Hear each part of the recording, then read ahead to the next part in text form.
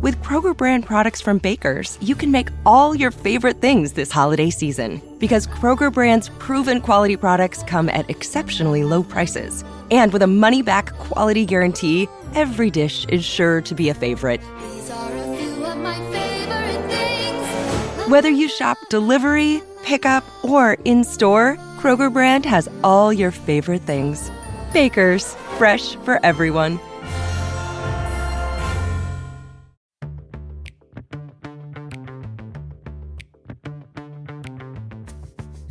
Hey, it's Christine from Storyworthy. Today on the show, comedian Greg Proops helps me celebrate my 600th episode with stories about traveling. People think people in Paris are rude. They're not. Yeah. They're direct.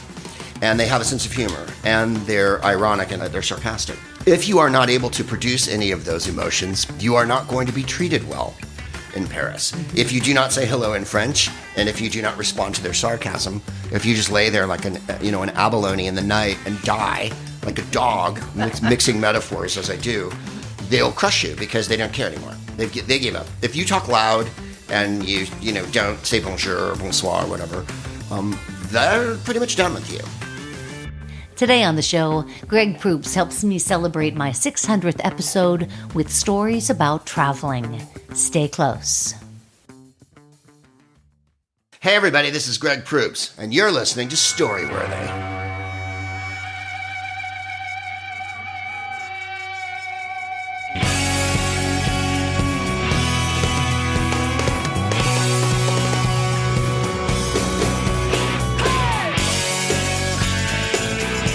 Welcome to Storyworthy. My name is Christine Blackburn, and I'm coming to you from Los Angeles, California. Whether you're a longtime fan of the show or a new listener, welcome to Storyworthy. You guys, this is a big one. This is my 600th episode. Can you believe that, Greg? That's a lot. I can't. That is a lot. It's a lot. And here, how many years is that? It'll be 10 years in July. Oh, my goodness. So it's almost 10 years. But honestly, between you and I, and now I guess everybody who's listening, we're at 601. Oh, really? Yeah, because I dropped a story smash last week. So we're calling it the 600th. It's more exciting. You know what? Chronology is but a scutcheon, and it means nothing. That's exactly what I was going to say. Like age ain't nothing. Anyway, you guys, I'm so excited about today because of who my guest is. But I wanted to mention that I hope you enjoyed the show last week with writer Peter Melman. Peter is just, he is always funny, always interesting, always has something to say. And he has a new book out right now called #Me as well. And so we talked about the book. And his story was actually about going to a health spa, which is very funny. Have you been to a health spas, of course, right? You mean like a spa day where you get your hair did and whatnot? Like you go massage? for the whole day, yeah. I have done. I never went to a farm or anything. Yeah. You know where they make you get up in the morning and you have to eat apples or whatever? I don't know what they do. You're right, exactly. In other words, it's not like a massage, like a 50-minute massage like therapy. Right. It's more like you do the whole day. And anyway, Peter's story is super funny, so go back, you guys, and listen to that. But not today. Not today. I'm super excited, you guys, because I'm here with comedian Greg Proops. And I have to say, Greg, I've followed your career for about 22 years. Oh, my goodness. How flattering. Because I saw you when I first got to L.A. Really? And Where are you that from? was 22 years ago. I'm from Pittsburgh. Oh, okay. And I just remember seeing you then, and Whose Line Is It Anyway was big. Gee whiz, when was it then? Like Luna Park or something? So much going on. Luna Park, exactly. Wow, yeah. On Robertson? Yeah. Yes, exactly. Isn't that something? Wow. So I remember you from so long ago, and I just think you're amazing. You're so kind. You just are really multi-talented, and your IMDb page and your resume reads, like a thick book is what it reads like. And I do listen to your podcast every week. You guys should listen to it too. There is a reason why it's called The Smartest Man in the World. Well, yeah. And now in this era, it seems like it's an archaic name. It was supposed to be a joke. A friend of mine said to me before I started the show, a writer named Phil Bowman, goes, do you know what you come off like? And I'm like, what? And he goes, really? Like you know everything. And he goes, do a show, take questions, and brook no dissent. and call it the smartest men in the world. I thought that was the funniest goddamn suggestion. And I have one good quality about me as a comedian. I listen to other people. Yeah. Not about my material or anything like that, but like when my wife says something to me, I listen to her. And when a friend like that says, call it the smartest man in the world, I thought, that's the name of it. Now, your wife, Jennifer, she's on the show with you. She is. And I have to tell you, as you know, she's incredibly bright.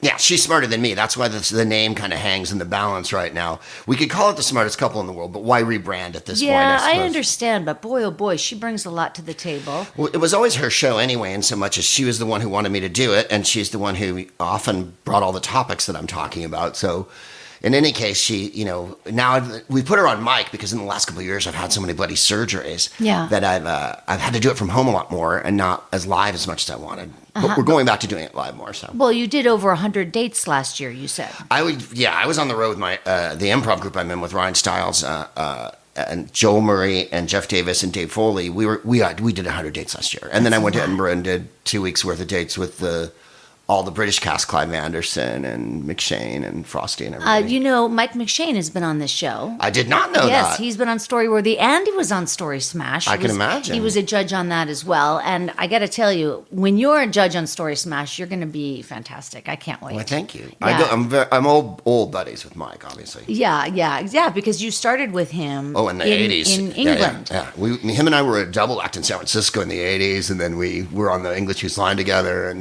we've known each other 1,000 years. Yeah, and also Rick Overton. Ricky. Rick, of course, I've known forever and is a good friend, and he hooked me up with Mike McShane. Of course. Yeah. But listen, you're talking about all these different places, and it's true. You, not only do you tour a lot, you travel extensively, and that brings us to your topic today, your story, which is titled Traveling. So we're talking about traveling with Greg Proops, and my audience knows that I've traveled extensively because I was a flight attendant. So that will put you in the air. But recently, I haven't been overseas in 5 years. One thing that I always think about when I come back, and I'm wondering what your first impressions are when you come to Los Angeles. Because when I come back from, 5 years ago, I was in Turkey. Mm-hmm. Come back from Istanbul, and I see Los Angeles as so green. Right? There's so much foliage. I feel so lucky we live in such a beautiful landscape. Oh, yeah. I mean, the thing about LA is that the weather's fantastic. And really that's, the beginning and end of the whole thing. You're next to the ocean. The food is good. I don't like show business very much, but that's just a sidebar to Los Angeles, I think. It's just one of the industries. Well, I used to say to my friend, in the old days when TV was important, they'd start the 5 o'clock news off with Roseanne walks off the set, and I'd say, why is that important? And my friend Warren Thomas would say, this is a company town and that's the company. Wow. Anything that happens in show business is the headline because that's what we're all about here. I love that take. Well, Hillary today, her whole coming out about Sanders and everything, it's because she's got a TV show. Yeah. So she did an interview with the Hollywood Reporter. It wasn't a political thing. It was a showbiz / biographical thing. So she said nobody likes Sanders. Yeah, and then he never got anything done, which I loved. It really brightened my morning, actually. It's a crazy time to be alive. Am I right? Yes. Far too crazy. Well, and that also brings me to, and then we'll get to your story, but it brings me to that you seem to have a knowledge about many, many, many different things. So you're very political, but then you also know, it seems, everything about arts and entertainment, which surprises me when you say you're not into show business because you know everything. Yeah, I like old movies. And then you're also, you understand history and different cultures. Do you speak other languages? I don't. Isn't that awful? My Spanish is wretched, and my French is, puerile. Yeah. I can order in the most primitive ways in about 3 or 4 countries. Yeah. Meaning I can say numbers, and I can say thank you and please and stuff like that. And I think I can say in 2 languages. But other than that, it's pretty bad. Do you do your own travel? Do you do your own travel itinerary now, or do you have somebody do that for you? Well, I've been lucky enough to be traveling with. I do it. Yes, I do it. Yeah. I know how to do it, and my wife knows how to do it. So we do it, or I'll do it, or she'll do it. If we're going to England, which we often do, England's always the jumping off point for everything because I can work in England, so we'll land there, do a thing, and then move on. Makes sense. But I was lucky enough to go to Japan and London, Glasgow, and Dublin with Danny Elfman and Nightmare Before Christmas show with the live orchestra last year, and we played some giant ass venues, and John Mauceri conducted, and Catherine O'Hara's in the show, and it was I just love great. Catherine O'Hara. I Now know, me wait, too. are you singing or are you I playing? do. I sing a lot in it. And do you also play an instrument? I do not, and I'm not a trained singer, and I can't read music. So I was in the movie back in 1992, or it came out in 93, when we made it in 91 and 92. I was in the movie then, and cut to a million years later, I get a phone call from Danny's manager, and then we go to rehearsal. He wanted to do the show live again. So he started putting it, because him and John Mauceri, who used to be the conductor of the Hollywood Bowl, who was Bernstein's protege. So when he tells a story, it's just, he'll go, the thing about Lenny was he had such a marvelous sense of humor. Oh my God. And you have to go, my did you God. just call Leonard Bernstein Lenny? Oh, and then my you see gosh. pictures of them together, right? And he's got long hair then, right? Because he's a conductor, composer, a total long hair. And then there's Bernstein with him, and you're You like, flip oh it around. my God. Because now he's, of course, an August white-haired gent. And a genius. Anyways, he's hilarious, John Mauceri. One of the great parts of being on this tour, aside from being with Danny and Ken Page, who plays Oogie Boogie, who was the original old Deuteronomy in Cats on stage. I don't know what he thinks of the bloody movie. And and Catherine O'Hara, who's like a god to me. Yeah. I would say next to Jennifer Saunders, Dawn French, and Madeline Kahn, and Lily Tomlin. All right, I'm getting into too long a list. She's one of my favorite comedians. Comedic actress. Yeah. So is that John Mauceri goes back and forth between we were eating dinner together in Glasgow, and he goes, I saw you. Everyone is on their phone while we're trying to rehearse, and I saw you on your phone, and I just, oh God, because usually I'm not on it, but I was a lot that day, and the next day, of course, I didn't bring it out. Yeah. Didn't bring it out. Sat like even. this, watched him the whole time, and then. So that's his idea of like chastising you just by saying that. Sure. He doesn't ever raise his voice or do anything. Sure. And then during the show, he sings every song with me and with Danny and with everyone. So do you have a good voice now? No, I don't know. I sound like I sound. But he'll sing the score with me because I am post up. Amazing. Where you're sitting, I am John Mauceri. Amazing. So when I turn Very to you, close. Yes. it's you're that on. close. And he sings the songs with me. And he'll sing it with me and wink at me while we're in the middle of this giant symphony thing. And that makes me just like, how do you get over that? That's just fantastic. And so, my gosh, so your wife has seen you sing, yes? Yeah, I mean, I can What did sing she like say? I, if I sing it as copyrighted material, I don't want you to get in trouble. What did or she anything. say What is about she- your wife? What does she say about your performance?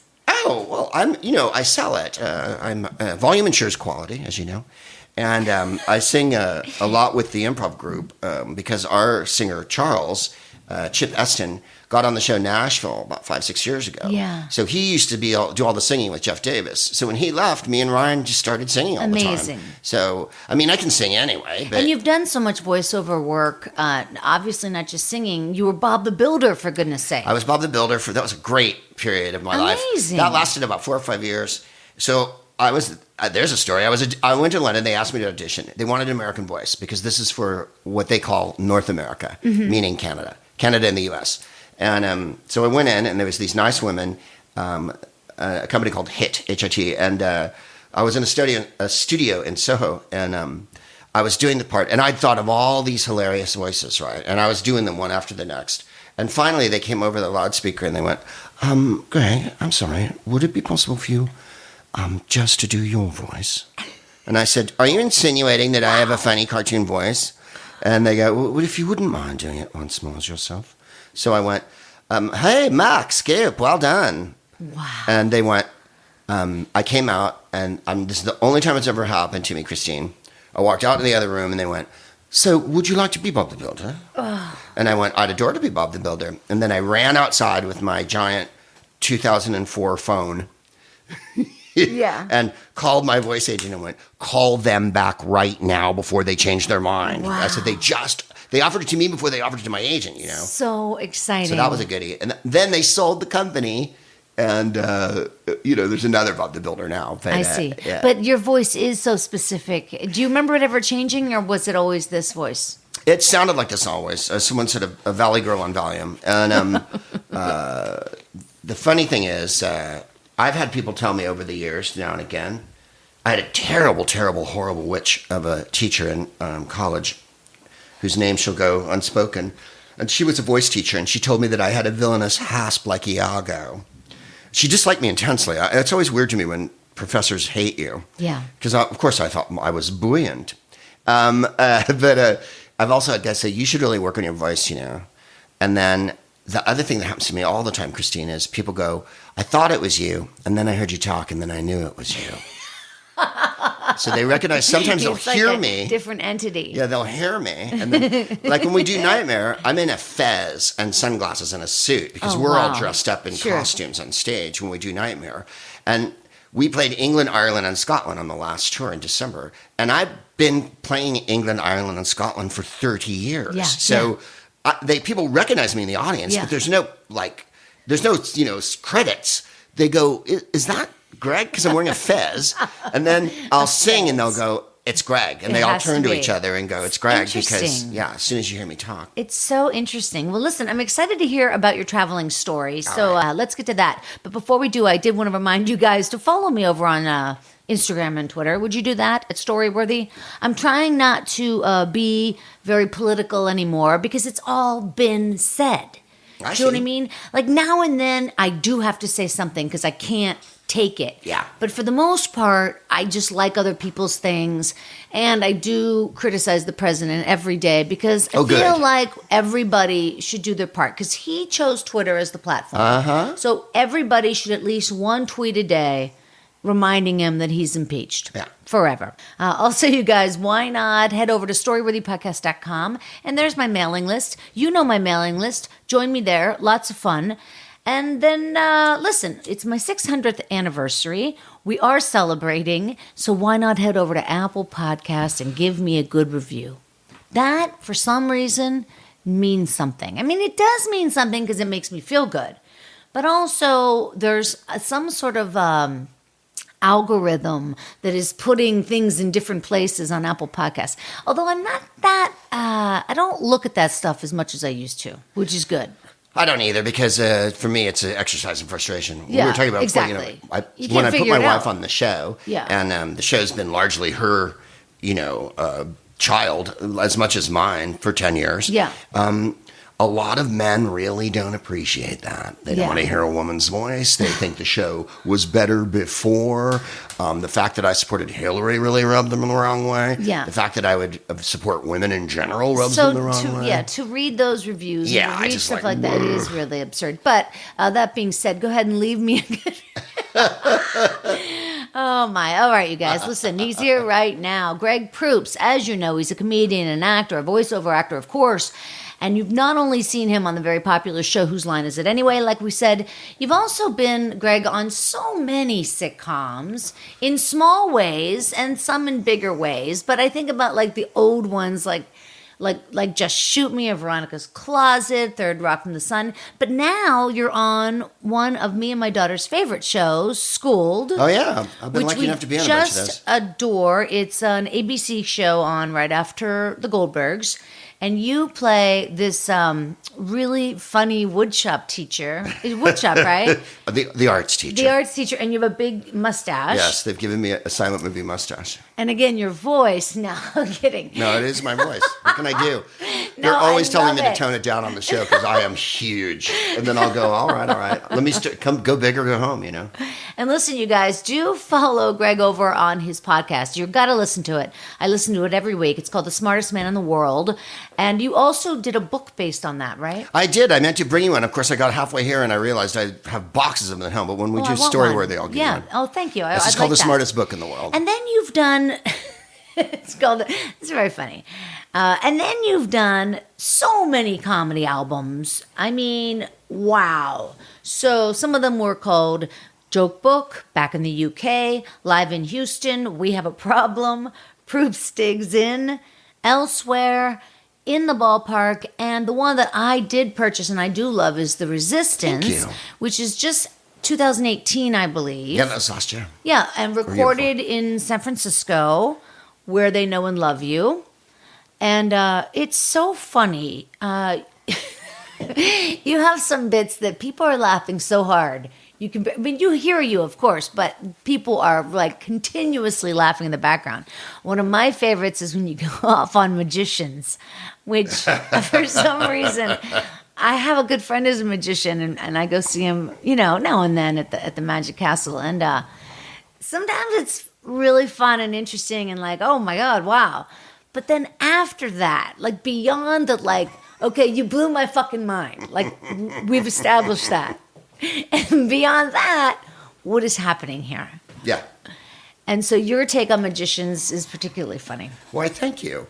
Listen, you guys, you can find... The guy who ran the album company thought that was my funniest bit, too. I Michael, he would be like, the David Copperfield, man. Yeah, it's too funny, man. You guys can find Greg over on Twitter at Greg Proops and also on Instagram at Proop Dog.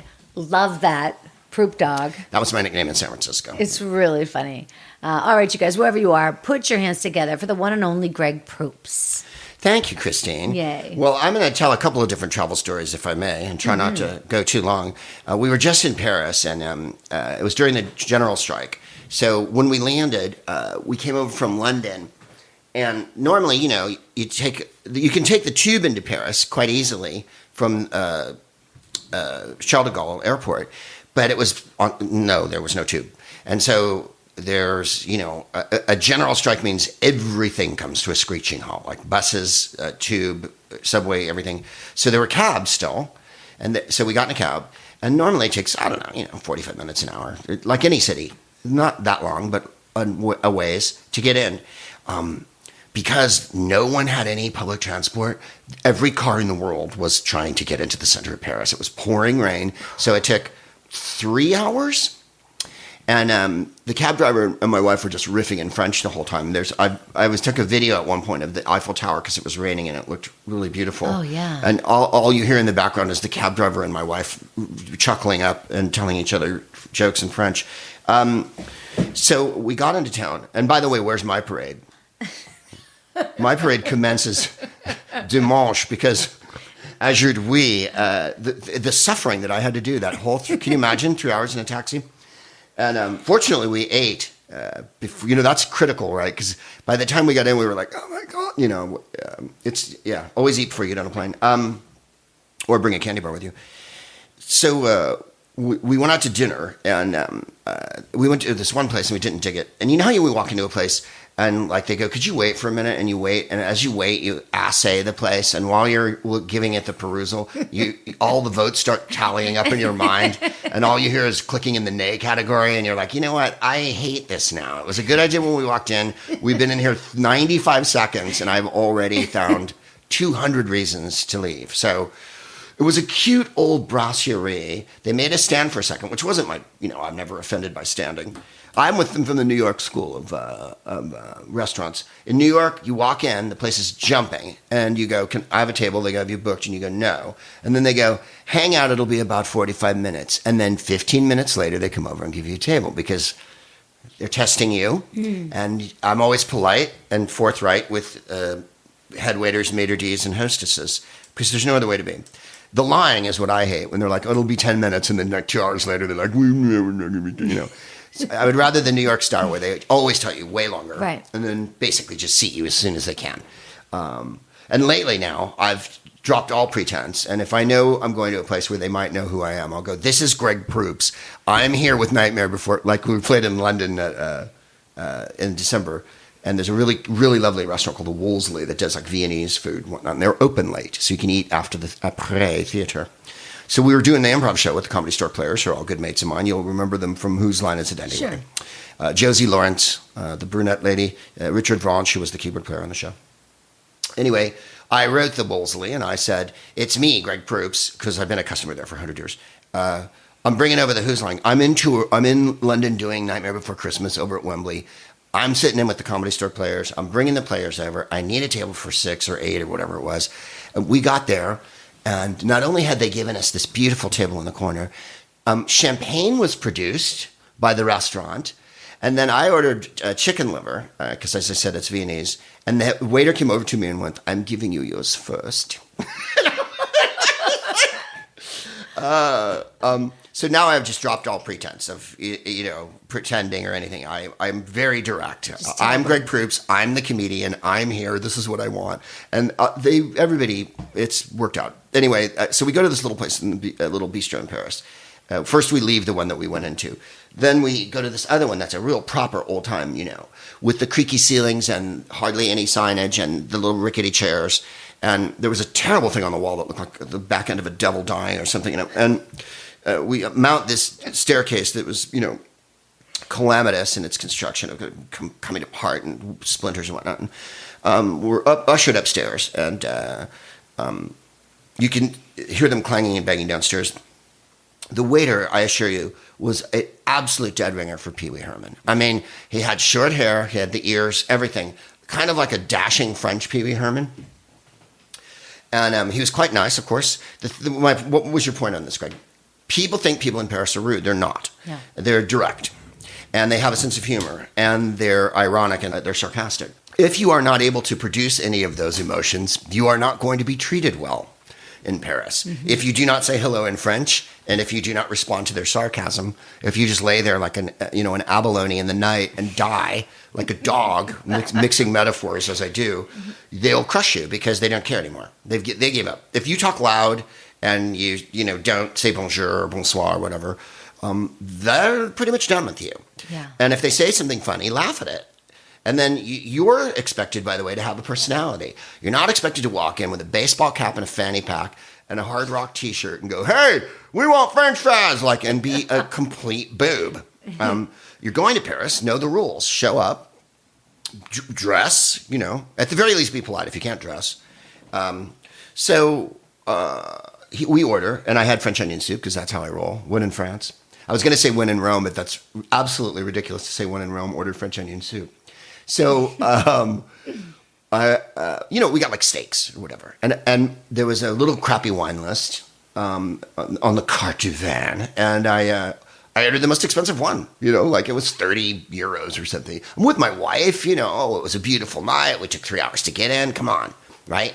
So I go, well, let me have that one. And he was like, ah. So Pee-wee has totally joined my team, right? It's, can I get you this? Can I get you that? Would you like more bread? A Scandinavian couple comes in who were really cute, probably in their 20s, a little stark, but it was obvious that they had tried it and it might have been unsuccessful, and they tried it again and that they were on their path to hoping it would be a success, if you follow my drift. Well, how do I infer all of this? Because I'm a student of people, and you can tell what their physical body language was like with each other, that perhaps it hadn't gone as well as it should have, or, whatever. Anyways... I was guessing on their third or fourth attempt, or maybe a couple weeks in or something. And they were perfectly attractive, and they had no personality whatsoever. So they says to the Pee-wee, "Can we sit over there?" Because we were, upstairs. There's loads of room. And Pee-wee's like, "No." Boom, puts them right next to us, right? And proceeds when they order, and they don't order a lot because they're both whip thin, right? Yeah. My wife and I are like eating cake, we're eating all the more bread, Encore de vin, monsieur, He's taking their meal and going like this, throwing it on the table, right? And he's being terrible to them. At which point my wife and I are almost in hysterics, right? Because they're having this low-ass conversation, sort of in French, sort of in Scandinavian, sort of in English, right? And yes, Scandinavian, the language. And so we finally get the bill. We're kind of in the bag because we've had a bottle of wine, and I didn't eat all my steak. Anyways, I descend this rickety-ass staircase to Monsieur, who's standing behind one of those fantastic podiums that you see in Paris. It's right in the middle of the goddamn restaurant in front of the kitchen, and there's an old-ass cash machine. Right. And he takes a pen, and on one of those, receipt pads for restaurants that is 1,000 years old, that you don't see anyone write on anymore. With his little charcoal pencil, goes on there to that. He starts to add it up right in front of me in French. 30 for the wine, le beefsteak, 40 for the steaks, whatever. And I go, he hands me it, and it's like 70 euros. And I go, "Monsieur, there must be some terrible mistake." And he goes, "Well then, I suggest you call Detective Harry Callahan." And so wow. I pay him, and I go, "I'll tell you something. I'm coming back tomorrow night to get to the bottom of this. And he goes, for you, the mystery is never over. Oh my God. He pulls out a Clint Eastwood reference. And he said, Detective Harry Callahan. An American. That was so funny. You met him then. You met him head to head. Yeah, because he took forever to add it up, and I just went, there must be some terrible mistake. I didn't even look at the bill, and then that's when he said, I have to call Harry Callahan. Now, I think that couple upstairs sounds kind of sweet. Like it's They were. romance. They it's left Paris. before we did. They didn't did. drink. Okay. Oh. And so Pee Wee was like, "You're not drinking. You're like eating one little thing each," and he just threw their soup at them. Yeah, he wants a bill. And when you ordered the what was it? You ordered snails, escargot. No, we ordered just 2 steaks, and I had the soup, and I can't But what remember. was the expensive thing? Oh, that was the wine. The wine, yeah. We got a 30-something euro bottle of wine. Yeah. Which they appreciate. Yeah, because you can get really cheap wine over there. It's fantastic. Yeah, it's at really every little cheap. corner store for 10 euros, you can get a bottle here that's a $30 bottle of French wine. Yeah. By the way, $2 Chuck went back down to $2. Did it really? It was $2.99, Well, that's $2.99, Buck Chuck. and now it's back down to $2 Right. Chuck. They've got signs in the store. Tell me another traveling story. All right, so we were in Turkey years ago, and this is like 5 stories, so I'm going to cut down the beginning because I've told it too many times. I was doing a corporate gig for IBM, and I was supposed to do stand-up, which we did, in a place called Antalya, a beautiful part of southern Turkey that's above Cyprus. If you look at the map of Turkey, Cyprus is below it. I mean, you couldn't see Cyprus, but it's there theoretically. And so we went to Istanbul, had a few days in Istanbul, went to Antalya. We're taken to this resort, and it was all Germans, and I was to perform at a neighboring resort that was all Brits, where all the middle management of IBM had been gathered for 4 days. Well, How many IBM people? Like 1,000. I was going to say, good amount. I'd say 1,000, Yeah, 1,500. good and amount. this is the 90s, and English people are very badly behaved. And if there's one thing that you can count on from middle management men in England in the 90s, it was that they were going to be inconceivably loud, sexist, drunk, and horrible. So, and these are white-collar workers. This isn't coal miners. These are, No, exactly. In other words, they cut loose, as it were. Right. This is International Business Machine.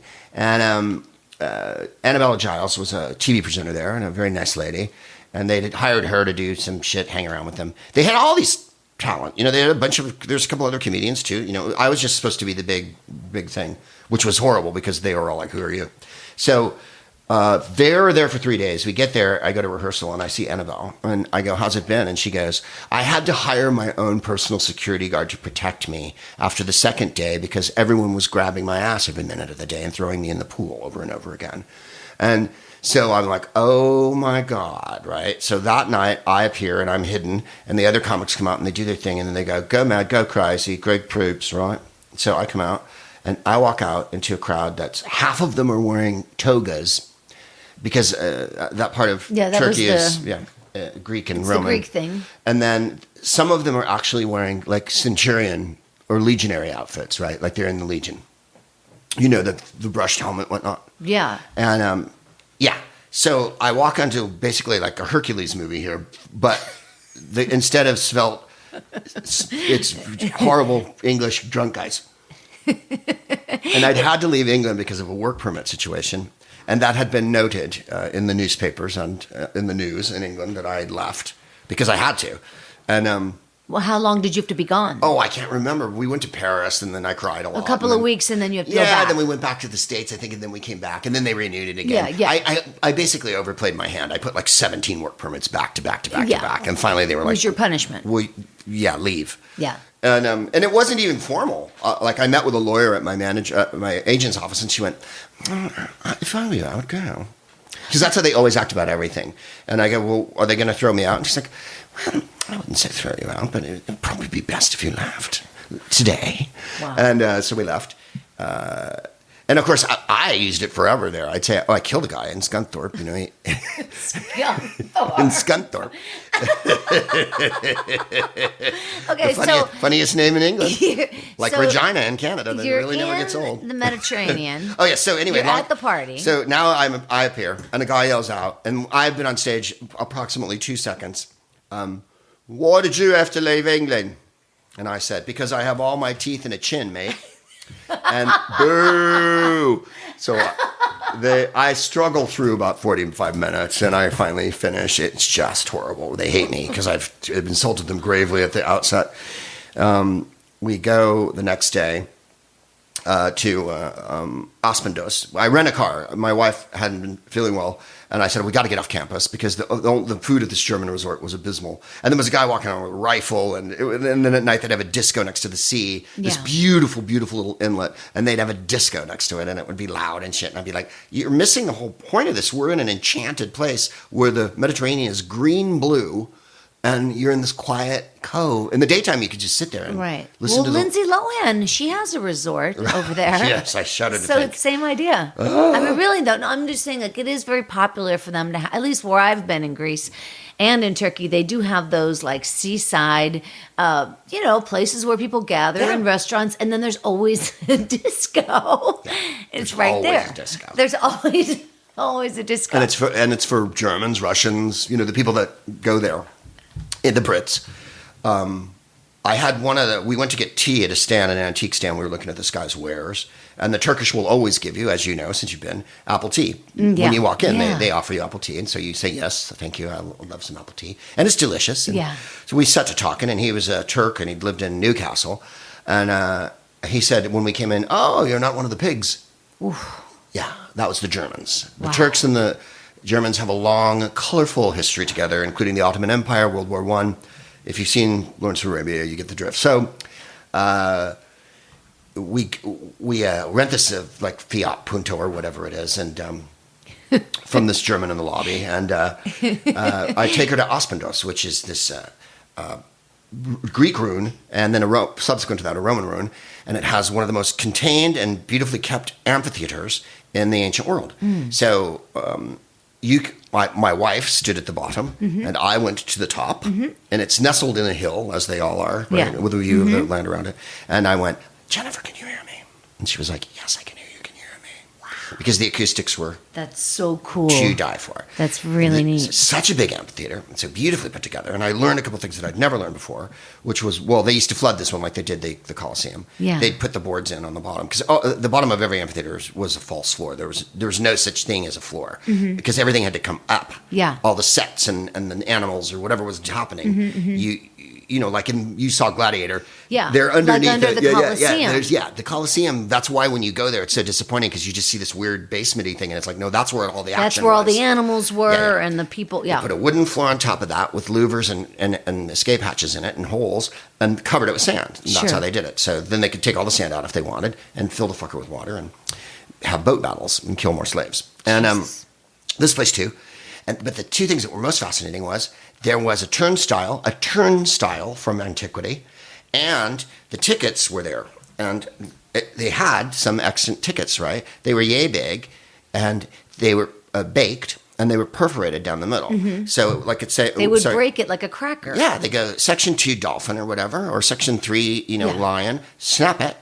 Put one half in the bucket. Now we've counted you. Right. Hand the other half back to you. Right. And you go up to where your seat is. I love it. So you were able, because of the construction of these things, like, for instance, the one that everyone calls the Colosseum in Rome, you could fill the place up and empty it out in like 45 minutes. Yeah. Because they made all of the hallways go the right way. So if you were in there's only one way to go. Yeah, if you were in 65 Juno or whatever, you're going right to that section. Yeah. You're not going any other way. Right, you're being sent to there. And then when you leave, everybody from your section comes out. And that makes sense also. Maybe it makes sense when I'm thinking about like some of those ancient ruins where you see a lot of archways and columns, and maybe that's where the entrances and exits were. What they call the vomitorium, which has nothing to do with vomiting, was the bottom thing, and then so you were basically sent.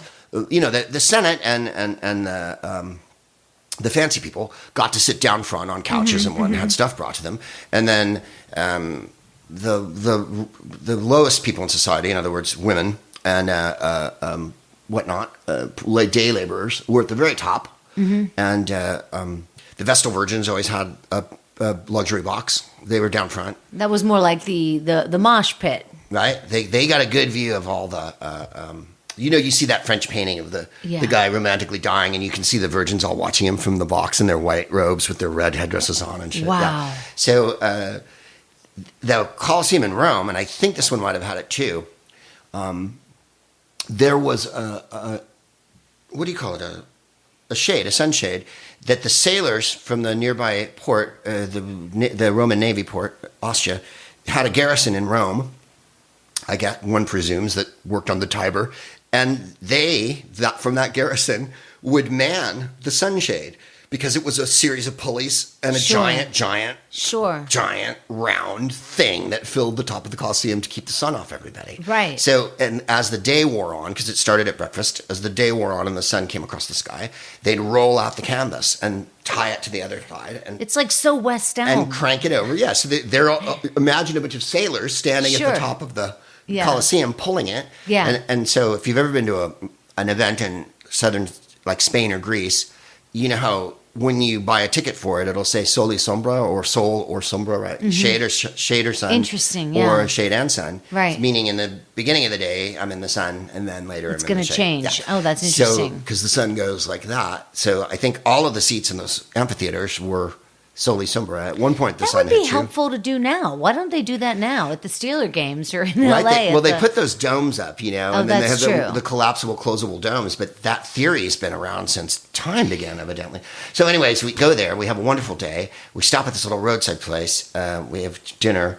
They're watching Kojak on the TV, and they try to put us next to the TV. And of course, we're Americans. We don't want to watch TV, and like they're mortally insulted. We were giving you the best seat. Yeah. I mean, what is wrong with you? So after we eat the meal, and it was tabbouleh and hummus and baba ganoush and all that. Falafel. Dolmades, yeah, falafel, really beautiful Turkish food. There's a beautiful calendar on the wall, and I go, that's a beautiful calendar. And the guy's like, takes it down off the wall, rolls it up, and hands it to me, Wow. Because Turkish people are. So my wife had read about a thing called the chimera. And now it's going to be dark. And the chimera is a mythical animal that was part lion, part dragon. And so I think it had hoofs too, and horns, it had a lot of things. And it could spout fire and whatnot. So we're told about this chimera. So in our crappy rental car, we drive through this dirt road, and then there's a river. And I'm like, do we? Because all I could think of was, you know how many times you see on the news the car, and it's floating down the LA River, during the flood, and then or Pittsburgh, it's down, what's the name of that river though? Allegheny. The car's swimming down the Allegheny, and you're like, why did they drive it into the river? What were they thinking? Are they stupid? So here I am, and I'm like, we have to get across this river to get to the Chimera. It's too far to walk, and she's like, gun it. So, oh my God. Fortunately, the river was this deep, and we did not get caught. So we get over to the other side. Now they have tree houses in southern Turkey, giant tree house so big you could sleep in it like a hotel room. Wow. So we're driving along, and then there's some tree houses, and I I don't know where this Chimera is. Well, let's stop. So we get out, and the people at the tree house go, "Hi, how are you?" in English, Canadians. And I'm like, we're heading for the Chimera. Are you guys open? And he's like, well, not yet. And I'm like, well, could you make us some tea? And, So the guy makes us tea. And we have candy bars, like I think it was Kit Kats or whatnot. Yeah. And apple spice tea. Right, we have apple tea. And his girlfriend's Canadian too. They're from Edmonton or whatever. And he speaks Turkish fluently, and she doesn't. I'm thinking, I wonder how fun it is for her. So they're building the tree houses while we're there. And it's an all Turkish crew, guys. And he's telling me about how he's going to build this, and this is his dream to be the innkeeper of this treehouse in southern Turkey. Wow, amazing, yeah. So I'm like, well, how do we get to the Chimera? And of course, he didn't say practice, but he said... What does Chimera mean again? It's Chimera, a chimera. Like, in the way people use a chimera now is like it's ephemeral, something that chimerical means it's there and then it's gone. Okay. But in the classical use of it, it was a beast that spouted fire. Wow. And had many different, as I say, attributes of lots of different animals. In that almost a Assyrian way where they put 17 animals together. And it's like, So he goes, you can walk down the beach. That takes a couple hours and you'll never get there in time. Or you could take your car and drive it right to the base of the mountain and then follow the rocks and shit. And I'm like, okay. So we drive to the car. It's getting kind of dark. There's no signs. There's one crappy sign, but there's rocks piled like Boy Scout style, small, bigger, biggest, that way. So we're following those. It's getting darker, darker, darker. You're supposed to bring a flashlight, but of course we're tourists and we have a rental car. So. This is so like the Brady Bunch when they were in Hawaii. Right? Yeah. So now we're clambering up the mountain. We get to the top of this rocky field, and there's a plain, maybe 150 yards across. And out of it, coming out of various different fissures and vents, is blue-orange gas like you've turned an oven on. And you can hear it like you hear an oven. The gas eating the oxygen. And all of the flames are 3 feet high, and they're strewn everywhere. It's gas coming out of the ground that's on flame in this rocky field in the southern part of Turkey. There's a child, as there always is in every part of the second and third world, with a case of beer and Cokes and waters, making apple tea over one of the eternal flames. Wow, that's and he goes, so funny. "Do you want a Tuborg or whatever?" Yeah. And we're like, "No, we're okay." And I have a picture of my wife crouching next to one of the flames. Wow. From the top of this hill, because it was a bit of a hike, the Mediterranean. Well, in Homer's day, 7,000 years ago, or whenever Homer told stories, and by the way, his stories were old when he told them, you could, evidently the flames were much higher, 6 feet high. They're like 3 feet high now. It's mentioned in the Iliad. The sailors could see it from the sea because we looked back down the mountain and there's the sea. So if you were sailing by, you could see these flames in the night, hundreds of feet above you. Yeah. And they thought it was Vulcan's Forge. That Vulcan's Forge was located under this because the flames, everlasting jets.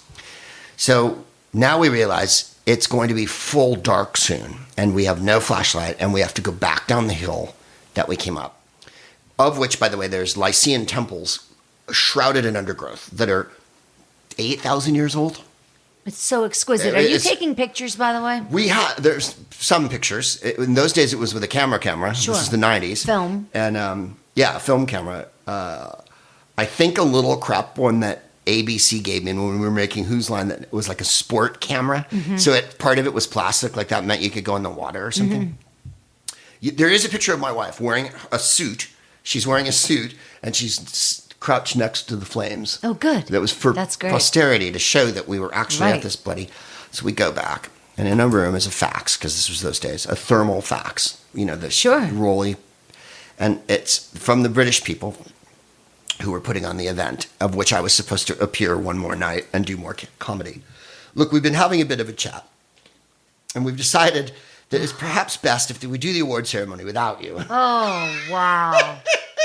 Oh, wow. We've been having a bit of a chat, so my wife and I are so excited that okay. we were high-fiving each other. We rubbed the fax paper all over each other, and we were like, we have 2 you're more free. days in Turkey, Yeah. and we don't have to do the gig. And you still got paid, I Yep, bet. yep. Oh, that's great. Man, you have traveled extensively, and you guys really do find off the beaten path places. Well, that one was pretty wild. That was all Jennifer. That is wild. In the guidebook, it said the Khmer is nearby, but it's like a 2-hour drive. You have to drive to it. So let's go. What an adventure. Is there any place that you really want to go, the two of you? Oh, Egypt, yeah. Yeah. Egypt. And Have then you back been to Africa? Only Morocco. Mm-hmm. I haven't, so no. Africa would take like 10 trips. Right? I mean, it's just so vast. It would take a It's million huge. trips. That's the thing is like, I'm getting older, and I want to do all this before I can't walk around anymore. Yeah. Do you try to obviously mix business with a trip? Yeah, and that makes sense, That's right? Jennifer's always complaint is that it's always a gig and then the trip after the gig, but Well, the gig it helps makes fund the trip, right. It of helps course. fund the trip. Yeah, it only makes sense. So sometimes we're able to just do both, and it's great. Has she always spoke French? No, she learned. She learned. It's wonderful. Yeah, in San Francisco and in London, she learned. I mean, I don't think she speaks it like fluently, but Yeah. certainly well enough to get around town. So now let me ask you about your intelligence. I'm not kidding. Okay, when I was a kid, my brother used to sit on my stomach and pin me down Right. and read from Civil War books. Wow. You know what I mean? And just it'd be, Sherman marched to Atlanta. And there would just be, I really didn't absorb the information, but he wanted me to know so much. Is he a professor now? No, he's not, but he is super smart. Ah. He's very bright. But my question is like, so have you always been this kind of, like had this thirst for knowledge and facts? Yeah, it's changed over the years, the focus, obviously. When I was little, it wasn't so, it was a straight Western narrative. But were you looking Now, at you look- encyclopedias or were you going to the library? Oh, yeah, I asked my parents for an encyclopedia set when I was like 7 or 8. Which one did you have? World Book. World Book was the rockinest, Yeah, man. had good You visuals. had the best. World Book was like the Apple. It was like the iPhone of the 70s. Right. Fuck that Britannica. Well, there was Britannica, but I never wanted it that much. And, The World Book had more pictures, glossier more pictures. glossier pages. yeah, it was like a big National Geographic. So then, over the years, of course, all the resources change. Yeah. And now, do you go someplace particularly online? I mean, besides Wikipedia. Yeah, Wikipedia is useful to sort of starter kit you I toward know, I'm facts. teasing. But yeah, I know you are. Well, I mean, I had to do that book, and it's so tempting and easy to just go to Wikipedia and repeat shit out of there. But I realized if I did that, everything would be wrong in the book because almost everything's sort of misrepresented. It's Yeah, let's put it right, that way. right. I don't know that they're lying so much as it's just not the story Sure. in total. So I didn't use Wikipedia. I went to books and sources and things that had been vetted. Do you have bookstores that you frequent? Oh yeah, sure. In Los Angeles, Book Soup, of course. Esalen over Issa Rae had it on her show because it's in a famous black neighborhood, and it's a wonderful bookstore full of. If you want to get into African American literature, art, politics, cooking, music, that's a really great bookstore. It's called Esalen. So both you and your wife are clearly bright. So do you take recommendations from her on what to read, or does she take them from you? Or Yes. or are you always like, okay, you learn about this and I'll learn about that? It's a little bit like that. She definitely has read books that I haven't read, even at this late date. We've been together so long that I haven't read books that are her favorites. And she won't read a couple of authors that I really like too. Yeah. How do you plan your podcast? I mean, you obviously have there's a structure. Yeah. A bit of a structure. Yeah. I mean, I improvise within it, of course. And I'm smoking and drinking while I'm doing it. So I like to free fall a little bit. Doing it live, I like to start by telling a bunch of anecdotes and then dropping the thread of one anecdote, picking up the thread of another, and then work my way back around to finish the anecdote is sort of my general drift, or keep getting sidetracked. The other thing is I learned long ago to accept all mistakes and incorporate them immediately into what you're doing. Never deny them, never refute them. Unlike most... I don't want to go into politics, but like a lot of men you see, men never like to admit they're wrong, which I don't either. But when I'm riffing and I make a mistake, that's where all the gold is. And you mean when you don't get a laugh, or when you say something incorrectly? When I mispronounce something or get the date wrong or whatever, or especially mispronunciation, because it can lead to so many hilarious.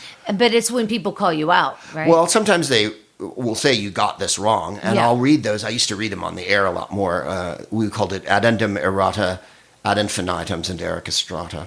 And I would, because people would write me and go, I love that. yeah, you got this wrong. And I'd go, so I'd read the actual correct thing Yeah. to correct the record. Because I don't like that Meghan McCain school of opinionating where you go, well, I don't know what the real story is. I just know how I feel, and I'm going to cry if I lose the argument. It's like, I don't dig that. Yeah. No, I lived in England too long.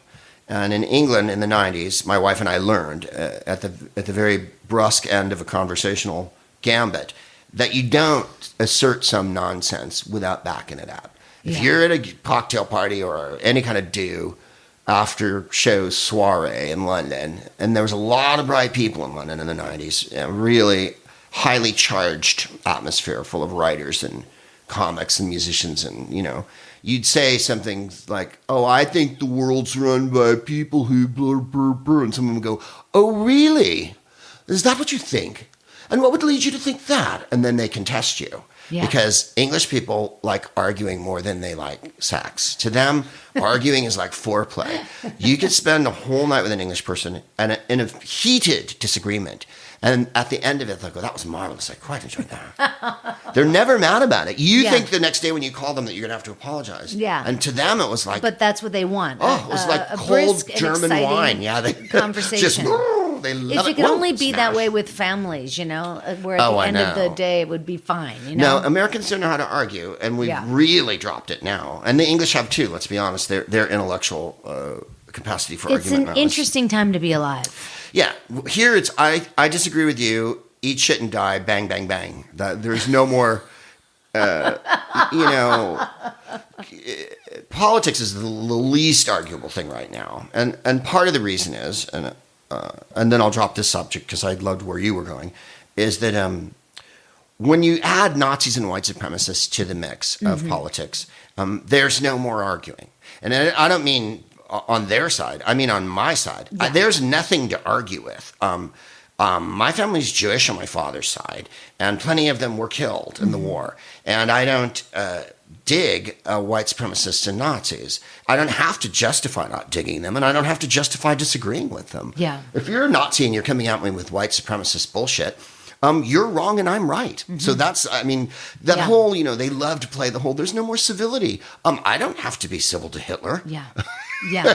So Too many people were. That was part of the problem. the reason why we're in the state we're in right now is that we didn't immediately contest the election, recount the votes, and put her in, knowing what we know. And now that we're having to have this giant trial over. But how could we have changed the Electoral College? It was what it was. Well, the slave state has prescribed so many things, Christine. I mean, the Senate, the prison system, the Electoral College, police force, everything in this country is built upon the slave state to make sure that women and people of color just aren't heard, and they keep getting. And that's the gerrymandering. Ground under the wheels, yeah. And they part of this hysteria of electing someone as inconceivably, shockingly awful as they did, putting him forward and going with him when they had every chance to dump him. Right. There was 17 people running. Right. 17 people were running against him.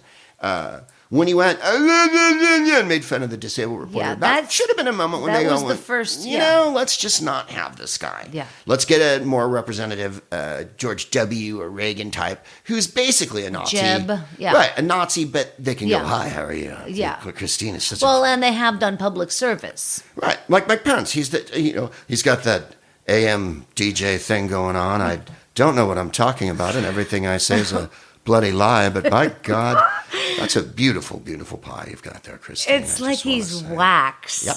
Oh, it's so But creepy. they had that opportunity, but Yeah. they didn't. They went full bore, crazy dog. I mean, Right. And now they've gone too far. Now it's beyond stubbornness. It's beyond, trying to save face. They're just now in lunaticville, and it's a cult. Yep. So God that damn. whole listening to both sides thing is Yeah. like there isn't really both sides to me anymore. If you want to argue over like what the tax rate should be, or you want to argue over what our geopolitical stance on oil Sure. is, those are political things. When it comes to you want to put babies in cages, you want to build a wall, you want women to not have health care, then we've stopped talking about normal things and we've Yeah. become Nazi enabler. Yeah, I tell my daughter every day, this is a bizarre time. This is just bizarre. In our history, and the idea that it's going to all be in history books one day, this isn't it. This is going to relive itself over and over and over, and then there's going to be a musical, and it's just going to be called Trump. Yep. And it's hopefully Lin-Manuel will do it, Yep. but if not, somebody will do it. You're right about that. Listen, I can't thank you enough for coming on today and pleasure. sharing my anniversary episode here with me. Thank you. You're just so interesting. You're very kind. I think that your show could be called the smartest man, the smartest / most interesting man in the world. Sadly, then I'd be the Dos Equis beardy guy from a couple of years ago. Yeah, but he's just what did he go by? Did he say the smartest man? I think he was the most interesting man. and the world. most interesting. He was most interesting. Jeremy Well, you're Irons' both. character on The Watchmen, I believe, is also the smartest man in the world. Okay, well, you are there, man. I'm telling you. And best of luck traveling this Thank you. spring. That's exciting. And then we'll get you on Story Smash as soon as you're in town. Okay. I'll give you the dates, and then you can, we can look at your schedule because you will be so fun on that. I really, really look forward to it. I do too. All right, you guys, I got to wrap it up. I want to thank you so much for tuning in today, as always. Find Greg over there on Twitter at Greg Proops, and then follow me over there as well at Storyworthy. And listen, guys, I super thank you for all of your... Can I say loyalty? Is that the way to go? Sure. There are people that are just loyal to my show, and I appreciate it so much. And I know there's choices out there in your storytelling podcast, but I appreciate that you choose this one. And listen, one more thing. My solo show is back on Sunday, February 16th at the Lyric Hyperion Theater here in Silver Lake, California. It's only $10, February 16th. $10. If you can't afford it, I will comp you, because that's how much I want you to come to my show. Surviving the Ride, you guys, February 16th. All right, you guys, one more time on behalf of the very talented Greg Proops, thank you so much. Thank you, Christine. My name is Christine Blackburn, saying, make it a story-worthy week.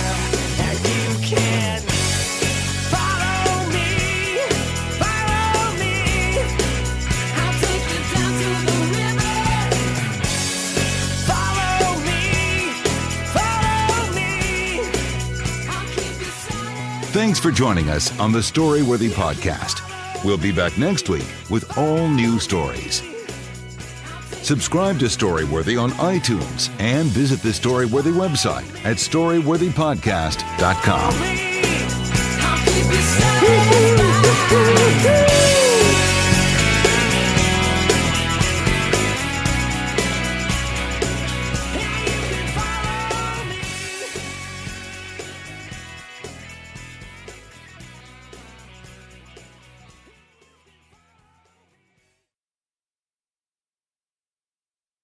Right now, you can get free carpet installation from the Home Depot. So while we're putting in your new carpet, you'll have more time to take care of the lawn. Get started on dinner. Or just lay down and relax on your new carpet after it's installed. Get your free carpet installation started with the Home Depot. How doers get more done. Minimum purchase of $4.99. Exclusions apply. U.S. only. See store for details. Cedar Point's Frontier Festival is back and brimming with new flavor. From May 26th through June 19th, this Old West-inspired street fest will fill Cedar Point with live bands, nightly hoedowns, and a hubbub of family activities. Yup, you'll find wheelbarrows packed with sunflowers and characters straight out of the frontier, but you'll also discover 25 cherry-inspired dishes and over 65 cocktails, seltzers, and beers. Get all the fixins, plus savings to boot with the Frontier Festival Bundle, which includes admission, parking, and a tasting card. Only at cedarpoint.com. With Kroger brand products from Bakers, you can make all your favorite things this holiday season. Because Kroger brand's proven quality products come at exceptionally low prices. And with a money-back quality guarantee, every dish is sure to be a favorite. These are a few of my favorite things. Whether you shop delivery, pickup, or in-store, Kroger brand has all your favorite things. Bakers, fresh for everyone.